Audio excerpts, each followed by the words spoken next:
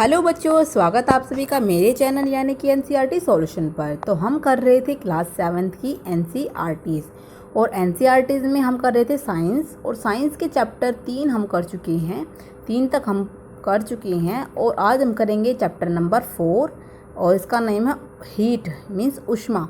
जिन बच्चों ने चैप्टर 3 तक आपने नहीं किए हैं, नहीं समझे हैं, तो उन सब वीडियोस का लिंक मैं आपको इसी वीडियो के डिस्क्रिप्शन बॉक्स में दे दूँगी। तो यहाँ पे जाकर आप उन वीडियोस को, उन तीनों चैप्टर्स को अच्छे से समझ सकते हैं। तो आज हम करेंगे चैप्टर नंबर 4। जब वीडियो में आगे बढ़ने से पहले मेरे चैनल को कीजिएगा सब्सक्राइब और वीडियो को कीजिएगा लाइक और साथ में शेयर कर दीजिए अपने दोस्तों के साथ। और साथ में बने रहिए इस वीडियो के अंत तक, जिससे कि आपको चैप्टर अच्छे से समझ में आए। तो चलिए शुरू करते हैं आज का चैप्टर। आज का चैप्टर है ऊष्मा। अब देखिए शीतकाल में आप अपने घर के अंदर ठंड का अनुभव करते हैं। यदि हम बाहर आएंगे धूप में तो हमें कैसे लगेगी? गर्मी लगेगी।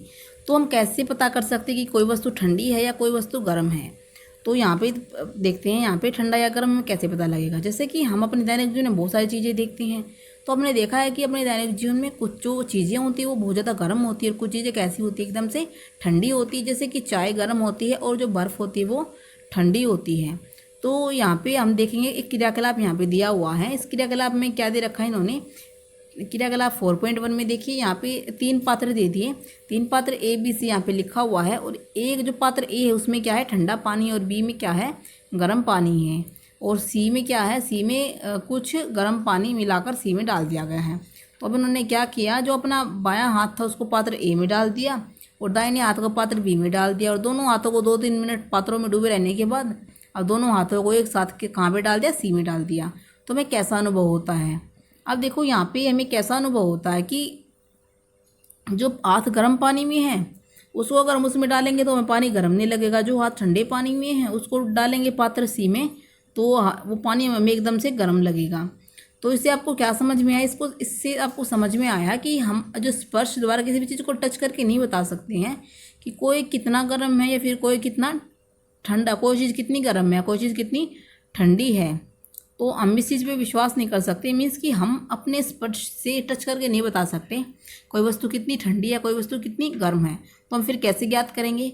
हम किसी भी चीज़ का टेम्परेचर, किसी वस्तु का टेम्परेचर उससे कैसे मापेंगे? उसे मापेंगे हम थर्मामीटर की सहायता से, तापमापी की सहायता से। ताप मापने के लिए उपयोग की जाने वाली युक्ति को क्या कहेंगे? ताप मापने के लिए उपयोग की जाने वाली युक्ति को कहेंगे तापमापी। और तापमापी क्या होती है? उसे बोलते हैं थर्मामीटर। अब देखते हैं कि ताप को मेजरमेंट करने के लिए किससे हम ताप को मेज़र करेंगे, किससे हम जो हीट है उसको मेज़र करेंगे। अब हमने आमतौर पर देखा है कि हमें फीवर होता है तो हमने बॉडी का टेम्परेचर किससे मापते हैं? डॉक्टर के पास जाते हैं। तो डॉक्टर किससे मापता है? डॉक्टर मापेगा थर्मामीटर से। तो थर्मामीटर जो होता है वो कितने तरह का थर्मामीटर होता है? देखो जो मोटे मोटे तौर पर है, जो थर्मामीटर 2 तरह का होता है। थर्मामीटर 2 तरह का कैसे होगा? एक तो होगा जो डॉक्टरी थर्मामीटर होता है, एक होता है जो लेबोरेटरी, जिसको हम लैब में यूज़ करते हैं। जो डॉक्टर थर्मामीटर कैसा होगा? आप यहाँ पे देखिए डॉक्टर थर्मामीटर दर्शाया गया है। जो डॉक्टर थर्मामीटर है उस पर एक तो देखिए 35 डिग्री सेल्सियस से और यहाँ पे 40, ये देखिए थोड़ा बढ़ा करके देखिए 42 डिग्री सेल्सियस तक यहाँ पे दर्शाया गया। मतलब ये इतना टेम्परेचर नाप सकता है सेल्सियस में। जबकि जो ये हमारा फ़ारेनहाइट की बात करें तो 94 से यहाँ पे दिया हुआ है 108 डिग्री फ़ारेनहाइट तक के टेम्परेचर को माप सकता है। तो अब बात करते हैं कि डॉक्टर थर्मामीटर कैसा होता है। डॉक्टर थर्मामीटर एक लंबी बारीक एक समान व्यास की कांच की नली होती है। इसके एक सिरे पर क्या होता है? बल्ब होता है। आप देखो जो ये बल्ब है यहाँ पे दिख रहा है, ये कुछ सिल्वर कलर का दिख रहा है। जो एक्चुअल में जो सिल्वर कलर का इसमें दिख रहा है वो इसमें क्या होता है? वो होता है इसमें पारा। क्या होता है? पारा होता है, मीन्स मरकरी होती है। जैसे ही हम इसको मुंह में डालते हैं तो मुंह की जो हीट होती है, जो हमारी बॉडी का टेम्परेचर है, उससे ये पारा क्या होता है? इससे पारा एकदम से ऊपर ऊपर जाने लग जाता है। यहाँ पे आके रुक जाएगा। जितना हमारा बॉडी का टेम्परेचर है उतना ही हमारा बॉडी टेम्परेचर यहाँ पे दर्शा देता है कि हमारा बॉडी का टेम्परेचर कितना है। और हमें पता लग जाता है कि हमें कितना फीवर है, कितना फीवर नहीं है। और जो यहाँ पे चमकीली लाइन दिखाई देती है वो किसकी होती है? वो पारे की होती है। पारा मतलब मरकरी की होती है। अगर हम सेल्सियस में बात करें तो हमारा बॉडी का टेम्परेचर कितना होता है? सेल्सियस में हमारा बॉडी का टेम्परेचर होता है 37 डिग्री सेल्सियस। और वैसे फ़ारेनहाइट में होता है हमारी बॉडी का टेम्परेचर 98 0.6 डिग्री फ़ारेनहाइट होता है। ठीक है, अब देखो यहाँ पे जो हमारा इस स्केल है, एक ऐसा स्केल है, सेल्सियस स्केल है। और यहाँ पे जो डॉक्टर थर्मामीटर है वो कितने तक तापमान माप सकता है। डॉक्टर थर्मामीटर होता है वो 35 डिग्री सेल्सियस से 42 डिग्री सेल्सियस तक क्या नापेगा, मतलब इतना ही टेम्परेचर को वो मेज़र कर सकता है, उससे ज़्यादा तापमान को मेज़र वो नहीं करेगा। अब थर्मामीटर से ताप मापना कैसे सीखेंगे, थर्मामीटर से कैसे ताप नापते हैं। अब यहाँ पे लिखा हुआ है किस तरह से हम टेम्परेचर को नापेंगे। अब देखिए जो मानव शरीर का टेम्परेचर वो कितना होता है, ये हो जाएगा 37 डिग्री सेल्सियस, ये मैंने आपको बता दिया है। और यहाँ पे देखो जो सेल्सियस क्या है, इसका मात्रक है, मात्रक मीन्स इसकी क्या है, सेल्सियस इसकी यूनिट है।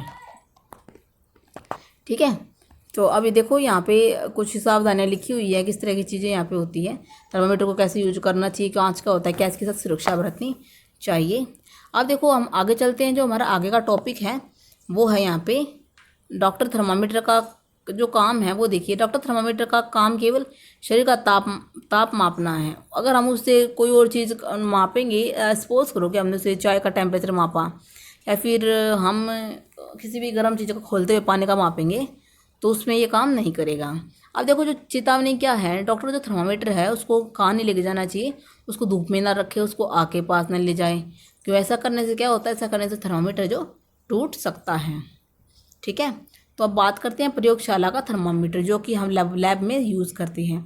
जो थर्मामीटर हम लैब में यूज़ करते हैं वो कहाँ से होता है, देखो थर्मामीटर देखिए, यहाँ पे देखिए ये लिखा -1, मतलब ये -110 से होता है 110 तक।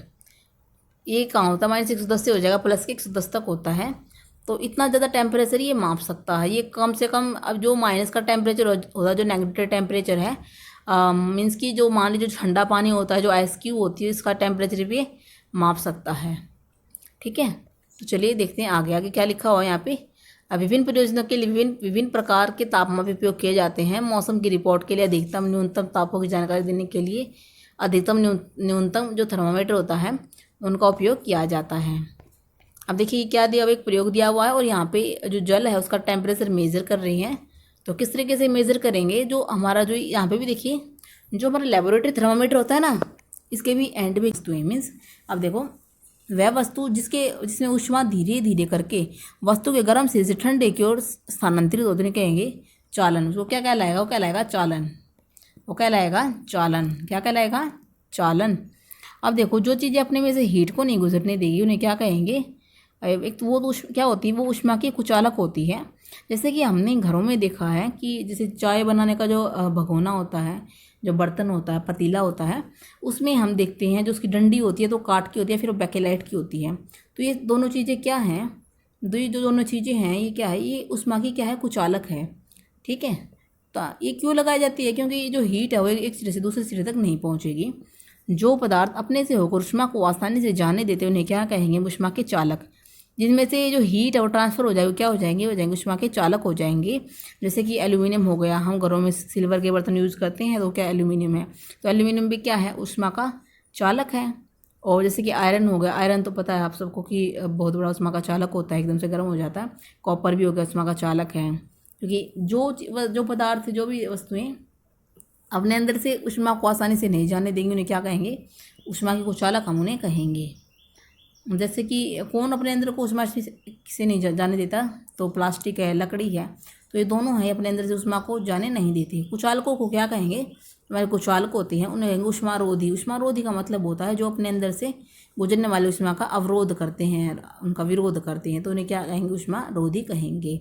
अब यहाँ पर जो जल तथा वायु है, जल तथा वायु ऊष्मा के क्या कुचालक हैं। तब इन पदार्थों में ऊष्मा स्थानांतरण कैसे होता है ये पता लगाते हैं।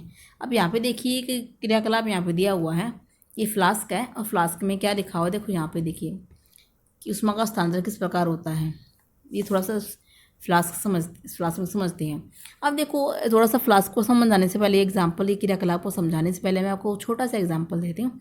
जैसे कि हमारे घर में हम पानी गर्म करते हैं, तो पानी गर्म किस प्रकार से होता है, जो नीचे का पानी है, नीचे का पानी गर्म होता रहेगा और वो नीचे गर्म पानी कहाँ जाएगा, ऊपर आ जाएगा, और ऊपर जो ठंडा पानी वो कहाँ जाएगा, नीचे आ जाएगा। तो किस प्रकार से पानी गर्म हो रहा है, जो गर्म है, गर्म पानी क्या हो जाएगा, ठंडा पानी था वो गर्म हो गया ऊपर उठ जाएगा और ठंडे वाला पानी नीचे आ जाएगा। तो इस प्रकार से क्या होता है, ऊर्जा का स्थानांतरण होता रहता है। अब एक क्रियाकलाप देखते हैं। गोल पैंदे का फ्लास्क लीजिए, मतलब गोल तले का हमने यहाँ पे फ्लास्क लिया है और इसे हमने जल का 2/3 भर लिया, मतलब 3 हिस्से में से 2 हिस्सा हमने पानी का भर दिया है। उसके नीचे क्या रखे, मोमबत्ती रखी है। मोमबत्ती लेकर हम गर्म करते हैं और इसके अंदर हमने कुछ रंग डाल दिया है। इसमें डाला है पोटेशियम परमैंगनेट। हमने क्यों डाला, क्योंकि हम देखना चाहते हैं कि पानी किस प्रकार से गर्म होता है। अब यहाँ पे जैसे धीरे धीरे पानी गर्म होगा तो क्या होगा, जो गर्म पानी है वो, जो ठंडा पानी था वो नीचे वाला, वो गर्म होकर जैसे ही ऊपर उठेगा तो जो पोटेशियम परमैंगनेट है एकदम कलरफुल होकर ऊपर आता दिखेगा, जिससे हमें पता लगता है कि जो नीचे का पानी पहले गर्म होकर ऊपर आएगा और ऊपर का पानी कहाँ जाएगा, नीचे जाएगा। तो इस प्रकार से पानी गर्म होता है इस प्रोसेस से। इसे कहेंगे हम संवहन। संवहन करने यहाँ पे कहने वाले हैं। तो इस प्रकार से पानी गर्म होने की प्रक्रिया चलती रहती है। जो उष्मा स्रोत के पास की वायु गर्म होकर ऊपर उठती रहती है और यह वायु भी गर्म हो जाती है, प्रक्रिया चलती रहती है। तो ये यहाँ से हमें ऐसा पता लगता है। अब यहाँ पे देखिए, वायु में उष्मा का स्थानांतरण वायु में उष्मा का स्थानांतरण कैसे होता है, संवहन द्वारा होता है। ठीक है। अब देखो, ऊपर की ओर की वायु संवहन द्वारा गर्म होती है, इसलिए ज्वाला से ऊपर का हाथ गर्मी अनुभव करता है। देखो यहाँ पे कैंडल दी हुई है, तो यहाँ पे एक हाथ साइड में लगाया इन्होंने और एक हाथ कहाँ पे लगाया, ऊपर लगाया है। तो यहाँ पे जो ऊपर की वायु है वो क्या होगी, गर्म होती है। तो इसलिए जो ऊपर का हाथ है उसको क्या लगती है, गर्मी का अनुभव यहाँ पे होता है।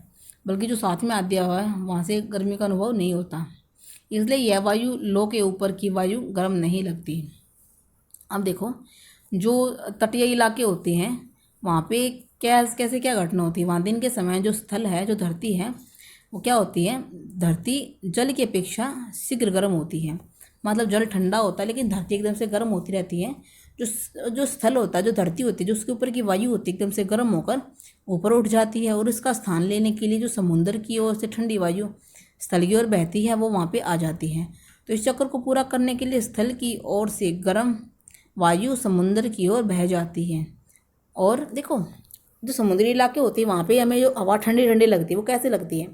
अब यहाँ पे दिया हुआ कि जो धरती एकदम से गर्म हो जाएगी और वहाँ पे जो गर्म होकर वायु थी वो कहाँ चली जाएगी, वो चली जाएगी ऊपर। और जो समुद्र की तरफ से वायु आ रही ठंडी ठंडी, वो उसकी जगह उसका स्थान ले लेती हैं। तो इसलिए हमें ऐसा लगता है कि समुद्र किनारे एकदम से जो हवा एकदम ठंडी ठंडी चल रही है।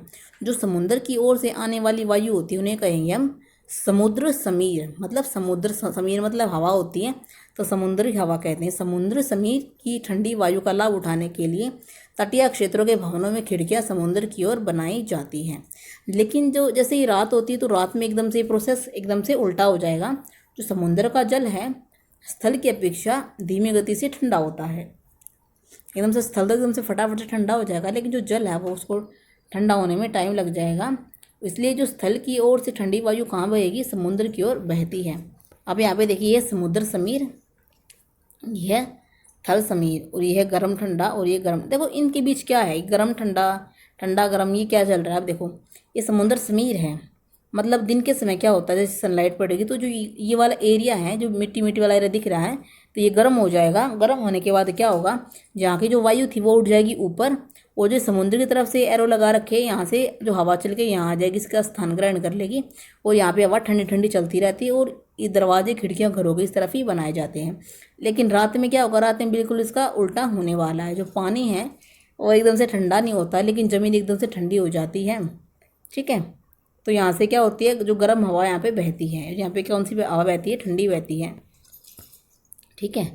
तो अब यह क्या कहलाएगी, यह कहलाएगी थल समीर। थल समीर।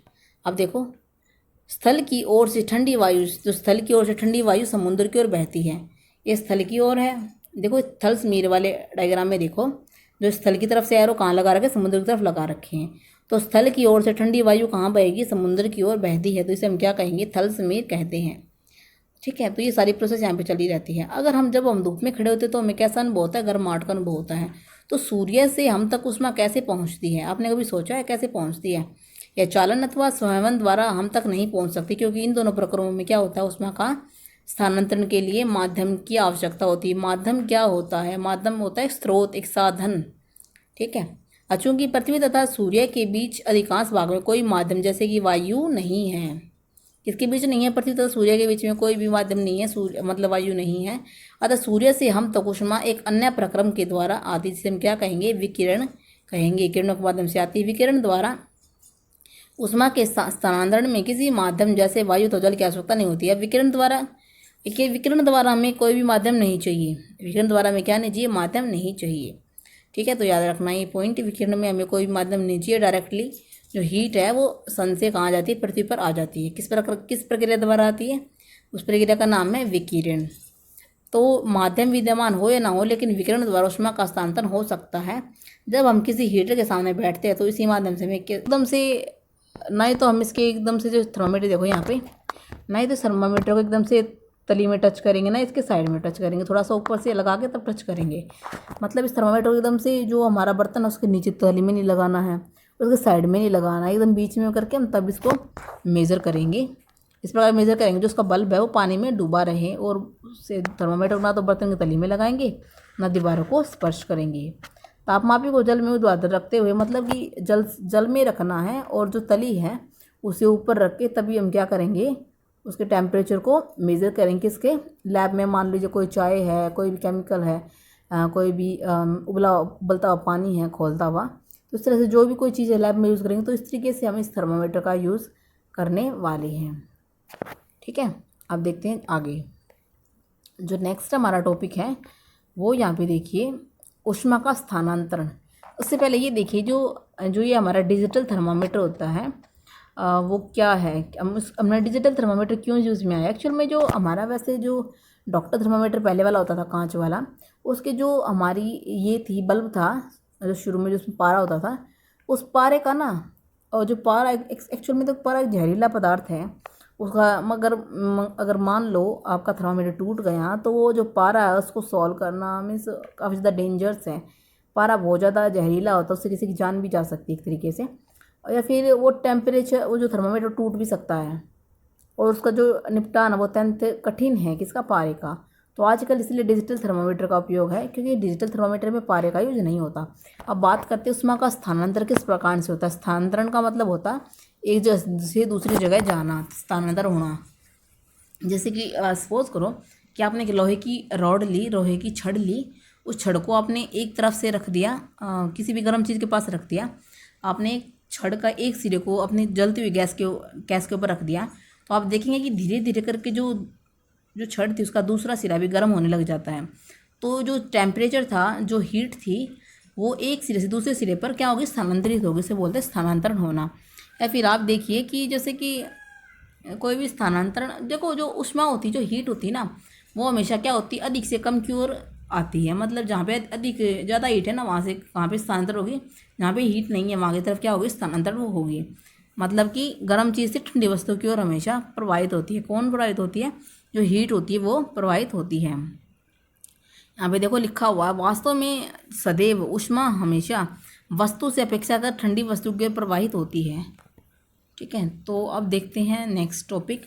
अब यहाँ पे देखो क्रियाकलाप दिया हुआ, ये लोहे की छड़ है, इसको ईंट के बीच में दबाकर यहाँ पे कैंडल रखी हुई है और एक सिरे को गर्म किया गया है, और यहाँ पे थोड़ा थोड़ा मोम लगाया गया है। तो जैसे ये छड़ गर्म होती है, सबसे पहले यहाँ का मोम गिरेगा, फिर यहाँ का, फिर यहाँ का, फिर यहाँ का, और जो उसका दूसरा सिरा है इस छड़ का, उसको टच करेंगे तो वो भी एकदम से गर्म मिलेगा। तो धीरे धीरे करके जो हीट थी वो एकदम से क्या हो जाएगी? ट्रांसफ़र होती जाएगी। कहाँ पे? छड़ के एक सिरे से दूसरे सिरे में। ये मीटर के सामने बैठते तो हमें इस प्रक्रम में ऊष्मा प्राप्त होती है, ऊष्मा प्राप्त होती है। तो कौन सी प्रक्रिया द्वारा हमें हीट मिलती है? तो उस प्रक्रिया का नाम है विकिरण प्रक्रिया। तो हमें हीटर के सामने बैठने से कौन से माध्यम से हीट मिलेगी? तो मिलेगी हमें विकिरण प्रक्रिया से। ज्वाला से हटाकर रखा गया गर्म बर्तन ठंडा होते समय अपनी कुछ ऊष्मा को विकिरण द्वारा ही परिवेश को स्थानांतरित कर देता है। अब देखो कोई भी गर्म चीज़ है वो कैसे ठंडी होती है? अब ये है, तो कोई भी बर्तन हो क्या करेगा? धीरे धीरे करके जो अपनी हीट है वो कहाँ छोड़ देगा? अपने आसपास के इन्वायरमेंट में छोड़ देगा। कौन सी विधि से? विकिरण प्रक्रिया द्वारा छोड़ देगा। और हमारा शरीर भी विकिरण प्रक्रिया द्वारा ही ऊष्मा देता है, ऊष्मा ग्रहण करता है।